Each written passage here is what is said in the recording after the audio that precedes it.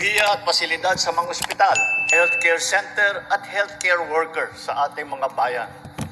Kaya't bilang suporta ng pamahalaan, hindi bababa sa 500 bilyong piso ang inilaan natin sa budget ngayon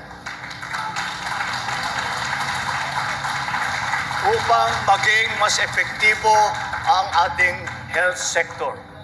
Mahigit 427,000 piso ang nakalaan ngayon para sa Department of Health at para sa PhilHealth. Makakatanggap naman ng higit 13 bilyong pisong budget ang specialty hospitals natin. Ito pong mga specialty hospital ay tinutugunan talaga natin dahil nakita natin nung panahon ng COVID, nakita natin na kulang mga specialty hospital andito lamang sa Maynila, nandito lang sa Metro Manila. At kaya naman, sabi namin hindi naman tama yun dahil malayo pang probinsya, yung mga nagkasakit ay dadalhin pa rito. At kuminsan hindi na umaabot. Kaya ang ginagawa po natin ay nagpapatayo tayo, hindi naman kahit hindi buong ospital. Pero meron tayong idadagdag sa mga nandyan na ospital para meron tayong tinatawag na specialty centers. Halos 9 bilyong piso ang nakalaan naman para sa DND, ating mga sundalo, at para sa mga pulis, ang PNP Hospital. At halos 78 bilyong piso ang para sa mga programa ng lokal na pamahalaan.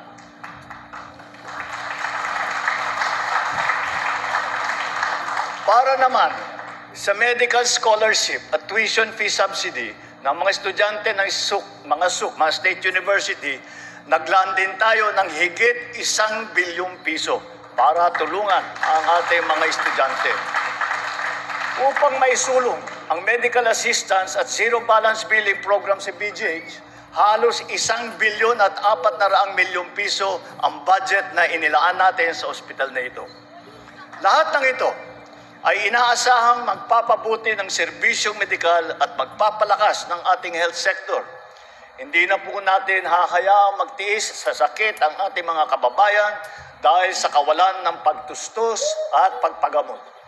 Hindi natin hahayaang nahihirapan ang mga pamilya sa mga probinsya dahil sa layo ng kanilang lalakbayin para makarating sa ospital. Patuloy po natin gagawing prioridad ang kaligtasan, kalusugan at kaginhawaan ng ating mga kababayan.